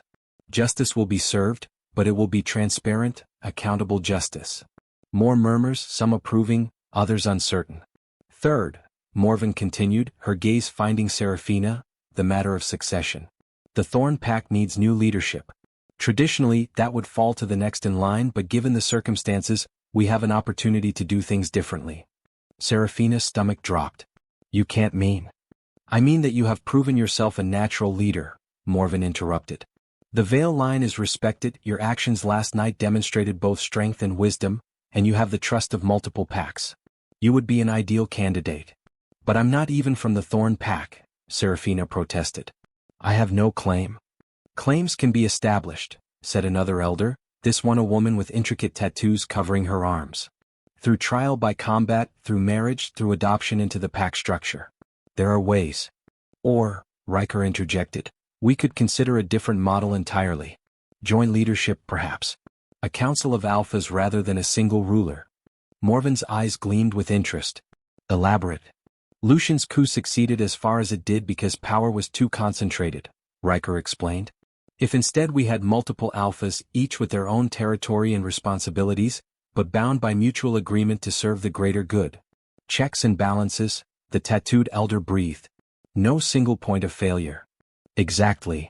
Discussion erupted around the table, voices overlapping as the representatives debated the merits and logistics of such a system. Serafina sat back, overwhelmed by the rapid pace of change. Was this really happening? Was she really being offered a position of leadership, less than 12 hours after confronting her ex-mate in a crypt? Morven raised a hand and silence fell. This requires more thought, more planning. But the seed of the idea is sound. We will table this discussion for now and return to it at the trial. In the meantime, she fixed Serafina with that penetrating stare, you need training. Your transformation last night was powerful but unstable. If you're to take on any leadership role, you must master this ability. I'll train her, Riker said immediately. Morven's eyebrow rose. You? The Shadowmere line is known for many things, but teaching is rarely among them. I can shift at will, moon or no moon, Riker said. Have been able to since my 20th year. If anyone can guide her through this, it's me. The elders studied him for a long moment, then nodded. Very well. You have 1 week.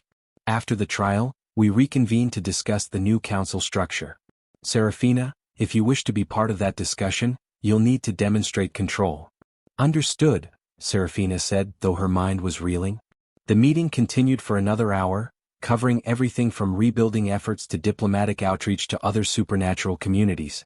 By the time they were dismissed, Serafina's head was spinning. Riker guided her outside, into a small courtyard garden that had somehow escaped the previous night's destruction.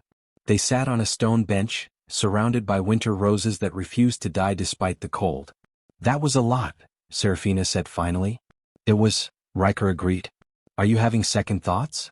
She considered the question honestly. About leadership? Yes. About training? Also yes. About you? She turned to face him. Surprisingly, no. His smile was soft, genuine. I'll take what I can get. They sat in comfortable silence for a moment, watching birds flit between the barren branches of nearby trees. When do we start? Serafina asked. The training, I mean. How about now? Riker stood, offering his hand. Unless you need more rest? She took his hand, letting him pull her to her feet. I've rested enough. Let's do this. He led her out of the fortress entirely, into the forest that bordered the grounds. The trees here were ancient, their roots deep and their branches gnarled with age. Snow dusted the ground, muffling their footsteps. They walked until the fortress was no longer visible, until the only sounds were whined through branches and the occasional call of winter birds. Here, Riker said, stopping in a small clearing. This is far enough that we won't be disturbed, but close enough to get help if something goes wrong. Comforting, Serafina muttered. He laughed. Transformation is dangerous, especially when you're learning control. But I won't let anything happen to you. The promise warmed her more than it probably should have. Okay, she said, rolling her shoulders. What first? First, you tell me what you felt last night. Right before you transformed. Serafina closed her eyes, trying to recall the exact moment. Rage, she said slowly. But more than that. It was like something inside me broke open. A dam bursting. And then there was just this overwhelming need to protect, to fight, to become, Riker finished. That's the key. Transformation isn't just physical. It's emotional, spiritual. You don't force it. You invite it. That sounds very mystical and unhelpful. He grinned. Here. Watch. He stepped back, closing his eyes. Serafina watched, fascinated, as his body began to change. But it wasn't violent or sudden like normal shifts. This was fluid, graceful, as natural as breathing. His form blurred, bones reshaping, first sprouting, until a massive black wolf stood where the man had been. The wolf's eyes were still that distinctive cobalt blue. Then just as smoothly the wolf became a man again. Riker opened his eyes, not even breathing hard. See? It's not about fighting yourself. It's about accepting both halves, human and wolf, as equally valid parts of who you are. Serafina frowned. But I've never had trouble with normal shifting. Only last night was different. Because normal shifting is tied to the moon's influence. It's external. What you did last night was internal. You accessed the wolf without any outside trigger. That's incredibly rare. So how do I do it again? Start by shifting normally, Riker instructed. Let the moon's lingering influence help you. Then, once you're in wolf form, try to feel where that power comes from. Trace it back to its source inside you. It sounded impossible, but Serafina nodded. She'd come this far. Might as well see it through. She closed her eyes, reaching for the familiar sensation of transformation. Even without the full moon's direct light, she could feel its pull, distant but present. She let it wash over her, let her body respond. The change came easily, almost eagerly. Bones shifted, reshaped. Fur erupted across her skin. Within moments she stood on 4 legs, the world sharp and vivid through a wolf's senses. Good, Riker's voice came, not in words but in the wordless communication pack wolves shared. Now feel the power. Where does it live? Serafina turned her attention inward, trying to sense what he meant. At first there was nothing, just the usual awareness of her body, her muscles, her heightened senses. But then deeper she felt it. A pool of warmth in her chest, pulsing in time with her heartbeat. It felt ancient, primal, like it had always been there, just waiting for her to notice. I feel it, she sent back. Now touch it. Not physically but with your awareness. Acknowledge it. She did, tentatively reaching toward that warmth with her consciousness. The moment she made contact, it surged, not violently but powerfully, like recognizing an old friend. Images flashed through her mind, her mother teaching her to hunt. Her grandmother telling stories of the old ways. Generations of Vale wolves stretching back through time, each one adding their strength to this reservoir. This is your legacy, Riker said softly. Every alpha who came before you, every protector, every leader. They're all here, part of you. This is what you drew on last night. Tears would have come if she'd been human. Instead, a mournful howl built in her throat, releasing centuries of accumulated emotion. When the howl faded, she felt different. Lighter. Like she'd been carrying a weight she hadn't known was there, and had finally set it down. Try shifting back, Riker encouraged. But don't use the moon. Use what you just found. Serafina hesitated. This was the hard part, shifting without the external trigger. But she reached for that warmth again, asking instead of demanding. The power responded, flowing through her like water. Her body began to change, smoothly, easily, until she stood on 2 legs again. I did it, she breathed, staring at her human hands in wonder. You did, Riker confirmed, pride evident in his voice. That's the first step. Now we do it again. And again. Until it's as natural as breathing. They trained for hours until the sun began its descent toward the horizon. Shift and shift back, over and over, until Serafina's muscles ached and her head spun with exhaustion. But she could do it. Reliably, consistently, without needing the moon. Enough for today, Riker finally said, catching her as she swayed on her feet after the latest transformation. You're pushing too hard. One more, she insisted. I can? Serafina. His voice was firm but gentle. Mastery isn't achieved in a day. You need rest. She wanted to argue, but her body was already betraying her, legs trembling, vision blurring at the edges. Fine, she conceded. But we come back tomorrow. Tomorrow, he agreed. They walked back to the fortress in comfortable silence, Riker's arm around her waist to steady her. The sun painted the sky in shades of orange and pink, and despite her exhaustion, Serafina felt something like contentment. She was learning. Growing. Becoming something more than she'd been. And she wasn't alone. When they reached her chamber, Riker hesitated at the threshold. I should let you rest. Stay, Serafina said, echoing her words from the previous night. Please. He searched her face, then nodded. Always. They lay together again, this time with a deeper understanding between them. As sleep claimed her, Serafina thought about the trial to come, about Lucian and the choices she'd made. She'd chosen mercy. She'd chosen growth over stagnation, possibility over certainty. And maybe, just maybe, she'd chosen love. The thought should have terrified her. Instead, it felt like coming home. The 3 days before the trial passed in a blur of training and preparation. Each morning, Serafina and Riker ventured into the forest, where she practiced her transformations until they became second nature. Each afternoon, she met with Morven and the other elders, learning the intricacies of pack law and politics. And each night, she returned to her chamber with Riker, where they talked until sleep overtook them.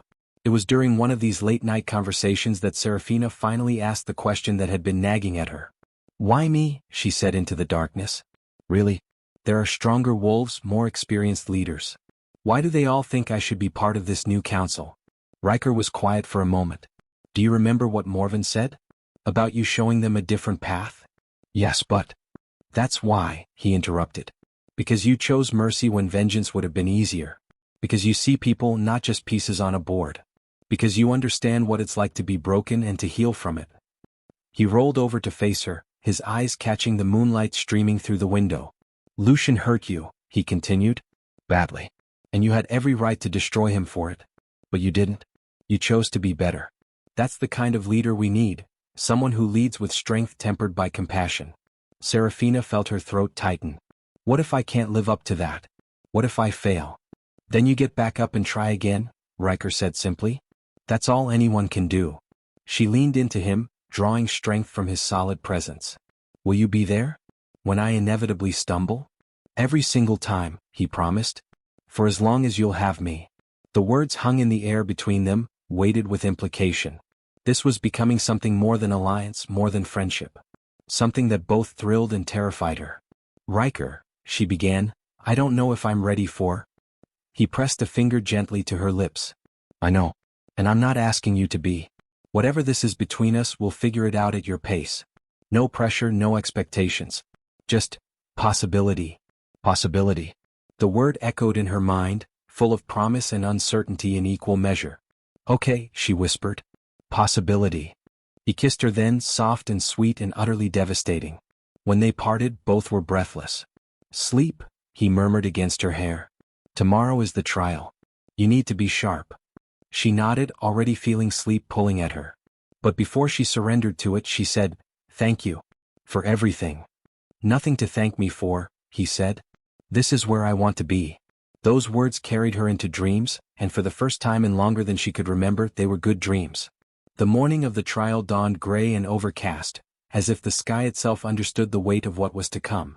Serafina dressed carefully in formal attire, a black dress with silver embroidery that Morven had provided, marking her as a recognized witness.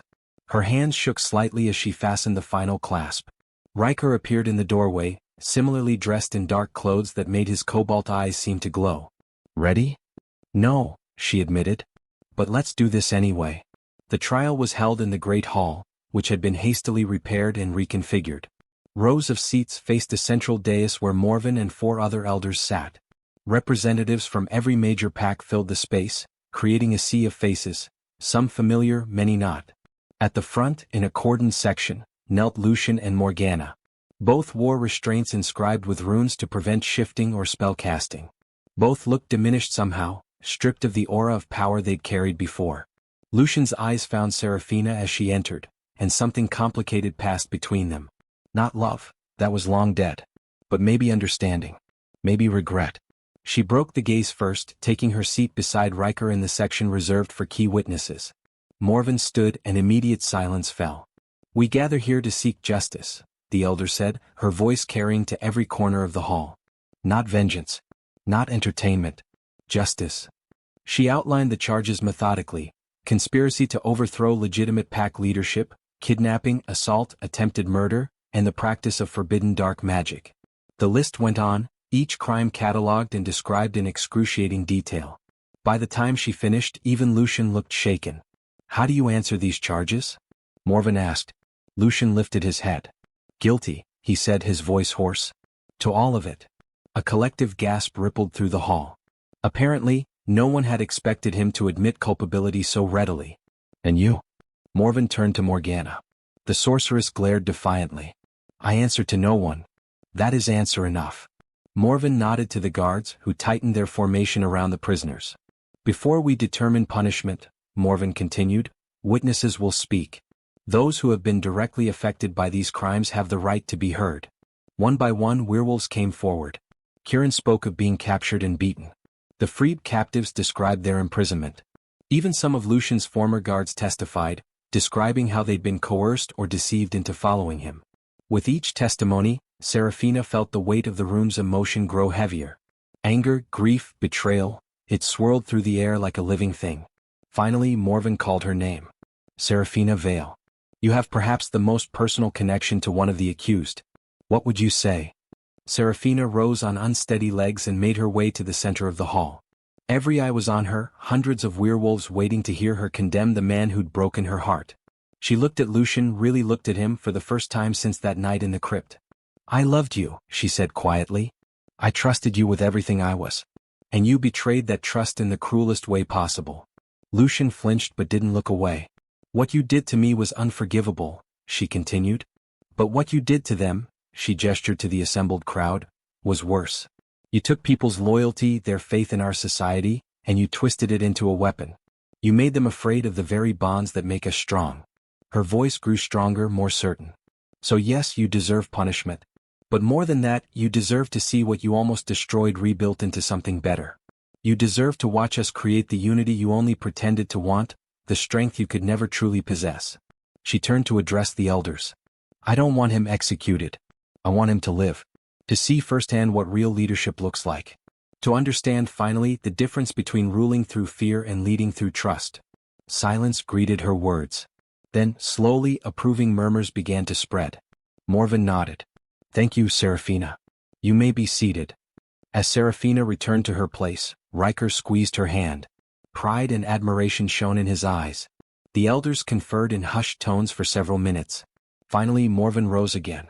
We have reached a decision. Lucian Thorn, you are hereby stripped of all pact titles and authority.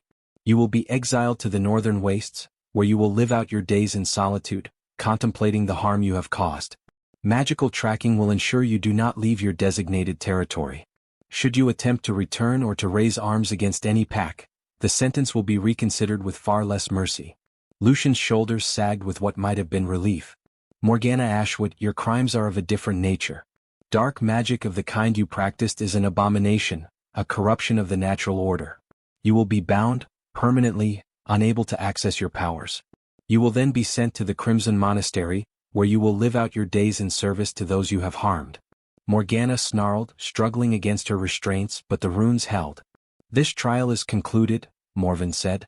Justice has been served. Guards moved forward to escort the prisoners away. As Lucian passed Seraphina, he stopped. I really am sorry, he said softly. For whatever that's worth. She met his gaze evenly. It's worth something. Maybe not enough, but something. He nodded, and then he was gone, led away to his exile. Seraphina felt a chapter of her life close. Not cleanly, not painlessly, but closed nonetheless. The hall began to empty as representatives filed out, discussing the verdict and its implications.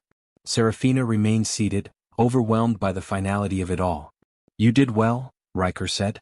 Did I? She turned to him. Part of me still wants to be angry. To demand harsher punishment. That's human, he said. But you chose something better than anger. You chose healing. Before she could respond, Morven approached. Walk with me, the elder said. It wasn't a request. Seraphina and Riker followed her out of the hall and into the fortress gardens. The winter air was crisp, invigorating after the stuffiness of the trial. That was quite a speech, Morven observed.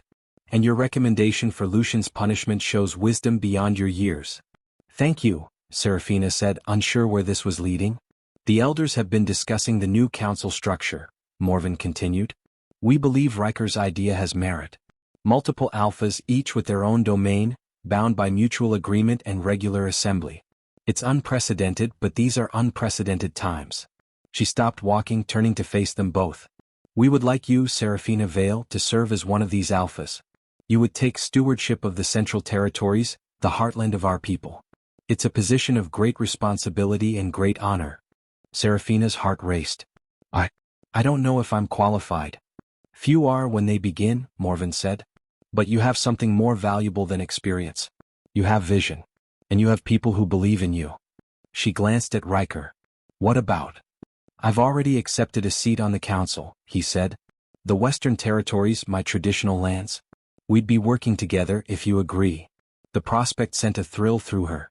Not just leadership, but leadership alongside someone she trusted. Someone she was beginning to love. Can I think about it? She asked Morven. The elder smiled. Of course. But don't take too long. We begin the transition in a week. Morven walked away, leaving them alone in the frost-kissed garden. Serafina turned to Riker, her mind spinning. This is insane. Completely, he agreed, pulling her close. But when has that ever stopped you? She laughed despite herself. A week ago I came here planning to destroy a man who hurt me. Now I'm being asked to help rebuild an entire society. How did this happen? You showed them who you really are, Riker said simply. Someone worth following. She rested her head against his chest, listening to the steady beat of his heart. I'm terrified. Good. Fear keeps you careful. It's arrogance that gets leaders in trouble. They stood like that for a long moment, wrapped in each other's warmth while snow began to drift down around them. The fortress loomed behind them, scarred but standing. A symbol, perhaps, of what they were all trying to become. If I do this, Serafina said quietly, if I accept this position, I need to know you'll be honest with me. Even when it's hard. Especially when it's hard. Always, Riker promised. No more secrets, no more games. We do this together or not at all. She pulled back to look at him, snow catching in his dark hair, cobalt eyes bright with sincerity. Then yes, I'll do it. I'll try to be the leader they need. You already are, he said and kissed her. This kiss was different from the others, deeper, more certain. A promise of partnership and possibility, of healing and hope. When they parted, both were smiling. Come on, Riker said, taking her hand. We have a lot of work to do. We do, she agreed. But first, there's something I need to do. She led him back through the fortress, past the great hall where workers were already dismantling the trial setup, past the chambers where refugees still sheltered. She wound through corridors until she reached a small private chapel tucked in the eastern wing. Inside, candles flickered before a stone altar. Names were carved into the walls, generations of wolves who had died in service to the Pax. Serafina knelt before the altar, Riker standing respectfully behind her. I don't know if anyone's listening, she said softly. But I want to make a vow. To all those who came before, who fought and died to protect our people, I promise I won't waste this chance. I'll lead with wisdom when I have it and humility when I don't. I'll protect the weak, challenge the strong, and never forget that power is a responsibility, not a right. She paused, feeling the weight of the words. And I promise to remember where I came from. The pain, the betrayal, the anger. Because that's what will keep me honest. That's what will remind me why this matters. Silence answered her, but somehow it felt like acceptance. Like the ghosts of past alphas were witnessing her oath and finding it worthy. She rose, turning to Riker. Okay, now I'm ready. He smiled, pride shining in his eyes. Then let's begin. The week that followed was a whirlwind of activity. The new council, 5 alphas in total, each representing a major territory, met daily to hammer out the details of their shared governance. Serafina found herself in the thick of it, contributing ideas, mediating disputes, and slowly earning the respect of the others. Kieran became her right hand, helping coordinate the central territories and manage the influx of refugees seeking stability. Morven served as an advisor, offering centuries of wisdom when the younger wolves felt overwhelmed. And Riker was her anchor, the one constant in a sea of change. They fell into a rhythm, working side by side during the day, training in the forest at dawn, finding stolen moments of peace in between.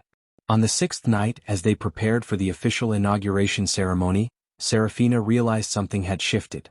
The weight that had pressed on her chest for months, the anger, the grief, the sense of betrayal, had lightened. She wasn't healed, not completely. Scars like that didn't fade easily. But she was healing. And that was enough. Nervous? Riker asked, adjusting the formal sash that marked him as Western Alpha. Terrified, she admitted, fussing with her own regalia, a silver circlet that designated her as Central Alpha. What if I fail them? You won't, he said confidently. And even if you stumble, you have 4 other alphas to catch you. That's the beauty of this system. No one carries the burden alone. She took a deep breath, squaring her shoulders. Right. Together. Together, he echoed. The ceremony was held in the Great Hall, now fully restored and packed with representatives from every pack under their protection. The 5 alphas stood before the assembly, each taking their turn to swear the oath Morven had crafted. When Serafina's turn came, her voice rang clear and strong. I, Serafina Vale, do solemnly swear to protect and serve the Central Territories and all who dwell therein. I pledge to govern with wisdom and mercy, to listen before I speak, to lead by example rather than decree. I vow to work in harmony with my fellow alphas, to uphold our shared laws, and to always place the welfare of our people above personal ambition. This I swear by the moon and stars, by the ancient blood that runs in my veins, until death releases me from service." The hall erupted in applause and howls.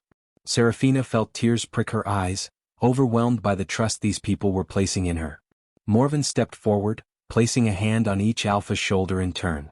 "You are bound now not by force but by choice. May your leadership be blessed with wisdom, your hearts with courage and your actions with justice."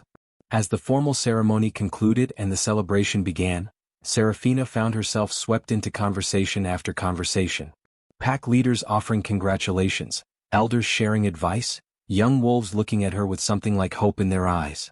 It was exhausting and exhilarating in equal measure. Finally, as midnight approached, she managed to slip away to the garden again, craving a moment of quiet.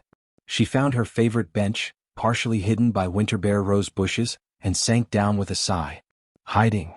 Riker's voice came from the shadows. She smiled. "Just recharging." "How did you find me?" "I'll always find you," he said, settling beside her. "It's kind of my thing now." They sat in comfortable silence, watching their breath mist in the cold air. "Thank you," Serafina said eventually. "For everything. I couldn't have done this without you." "You could have," Riker corrected. "But I'm glad you didn't have to." She leaned into him, savoring the warmth and solidity of his presence. "What happens now?" "Now," he considered. "We do the work. We build the society we've been dreaming of. We make mistakes and learn from them. We support each other through the hard times and celebrate the victories however small." "That simple?" "That simple," he confirmed. "And that complicated." Serafina laughed. "I suppose I should have expected that answer." They fell quiet again, but it was a peaceful quiet. The kind that only exists between people who've been through fire together and emerged stronger for it. "Riker," Serafina said softly, "I think I'm falling in love with you." She felt him go still beside her, then slowly relax. "Good," he said, his voice rough with emotion. "Because I'm already there." He cupped her face in his hands, thumbs brushing over her cheekbones. "I know it's fast. I know you're still healing. But I need you to know, I'm not going anywhere. Whatever you need, whatever pace you need to go, I'm here." "I know," she whispered. "That's why I can let myself feel this. Because you've never asked me to be anything other than who I am." She kissed him then, pouring everything she couldn't say into the contact. Gratitude and desire and hope and fear and love, all tangled together into something new and fragile and precious. When they broke apart, both were breathing hard. "We should get back," Riker said reluctantly. "People will notice we're gone." "Let them notice," Serafina said, but she stood anyway, taking his offered hand. They walked back to the celebration together, fingers intertwined. As they entered the great hall, several heads turned their way, knowing smiles appearing on friendly faces. Kieran caught her eye from across the room and raised his glass in a silent toast. She returned the gesture, feeling a rush of affection for her friend who'd stood by her through everything. The celebration continued late into the night. Music played, food was shared, stories were told. It felt less like a formal inauguration and more like a family gathering, which Serafina realized was exactly what it was. They were building a new family bound not by blood but by choice. As dawn began to paint the sky pink and gold, the crowd finally began to disperse. Exhausted wolves headed to their chambers or to temporary accommodations in the fortress's many wings. Serafina and Riker climbed the stairs to her chamber, their chamber now by unspoken agreement. Inside they shed the formal regalia and collapsed onto the bed, still fully clothed, too tired to bother with anything more. "We did it," Serafina murmured, already half asleep. "We did," Riker agreed, pulling her close. "And tomorrow we do it again." "And the day after that?" "And the day after that," he confirmed. "For as long as we're needed." Serafina smiled, letting her eyes drift closed. "I can live with that." As sleep claimed her, her last conscious thought was of how far she'd come. From a woman broken by betrayal to a leader rebuilding hope. From seeking vengeance to choosing mercy. From isolation to love. The journey had been painful, terrifying, and transformative. And she wouldn't change a moment of it. Because every step, every choice, every heartbreak had led her here, to this place, these people, this man sleeping beside her with his arms wrapped protectively around her waist. She had come to the gathering seeking to destroy Lucian. Instead, she'd found herself. And that, she thought as she drifted off, was a far more valuable prize. Epilogue, 6 months later. Spring had come to the Central Territories, transforming the fortress and its surroundings into a riot of color and life. Flowers bloomed in the gardens, birds nested in the eaves, and the forest hummed with renewal. Seraphina stood on the fortress walls, surveying the lands under her protection. In the valley below, construction crews worked on new housing for the growing population. To the east, farmland stretched toward the horizon, ready for planting. To the west, the forest remained wild and free, a reminder of their true nature. It wasn't perfect. There were still disputes to mediate, problems to solve, old grudges that refused to die. But it was working. The council system had proven effective, with each alpha bringing their own strengths to the table while checking each other's weaknesses. And Seraphina had found her rhythm as a leader. She ruled with a combination of firmness and compassion that her people responded to. She listened more than she spoke, asked questions before making decisions, and never forgot that her power came from their trust, not her strength. Admiring your kingdom? Riker's voice came from behind her. She turned, smiling at the sight of him. Our kingdom, she corrected. And I was actually thinking about how much has changed. He joined her at the wall, following her gaze across the territories. Change is good. Means we're not stagnant. True. She leaned against him, comfortable in his presence in a way that still sometimes surprised her. Have you heard from the northern territories? How Lucian's adjusting to exile? Morven says he's surviving. Learning to be self-sufficient. The solitude seems to be good for him, actually. Gives him time to think about his choices. Good. And she meant it. She no longer harbored anger toward her former mate. That chapter was closed, the wounds healed to scars she could look at without flinching. The council meeting is in an hour, Riker reminded her. The Southern Alpha wants to discuss the boundary dispute with the Eastern Territories. Seraphina groaned. Again? That's the third time this month. Politics never sleeps, Riker said sympathetically. But hey, at least it's not magical coups and assassination attempts. True. I'll take tedious bureaucracy over that any day. They stood together in comfortable silence, watching the sun climb higher in the sky. Below, the fortress was waking up, wolves heading to training, to work, to breakfast. The sound of children laughing drifted up from the courtyard. Children. That was new. Families were returning to the territories, drawn by the promise of safety and stability. It was the highest compliment they could receive as leaders. People trusted them enough to build futures here. Seraphina, Riker said, his tone shifting to something more serious. There's something I need to ask you. She turned to face him fully, noting the nervousness in his expression. What is it? He took her hands in his, thumbs brushing over her knuckles. These past 6 months have been the best of my life. Working beside you, building something meaningful, watching you grow into the leader I always knew you could be, it's been an honor. Her heart began to race. Riker. Let me finish, he said, a smile tugging at his lips. I know we agreed to take things slow. To let you heal at your own pace. And I've been happy to do that. But I need you to know, this isn't temporary for me. You're not temporary for me. He reached into his pocket, pulling out a small silver ring wrought in the shape of intertwined wolves, their tails forming a circle. This was my mother's, he said quietly. And her mother's before that. It's been passed down through the Shadowmere line for generations, given to the one deemed worthy of standing beside the Alpha. Seraphina's breath caught. I'm not asking you to marry me, Riker clarified. Not yet, not unless you're ready. But I'm asking you to accept this as a promise. A promise that I'll stand with you, support you, challenge you, and love you for as long as you'll have me. No expectations, no pressure. Just possibility. Tears blurred her vision. That word again, possibility. The word that had carried them from that first chaotic night to this moment of crystalline clarity. Yes, she whispered. Yes, I accept your promise. He slipped the ring onto her finger, and it fit perfectly as if it had been made for her. She stared at it, overwhelmed by the weight of what it represented. And Riker, she added, looking up at him. When I am ready, and I think I will be sooner than I expected, ask me again. Because I'm pretty sure my answer will be yes to that question too.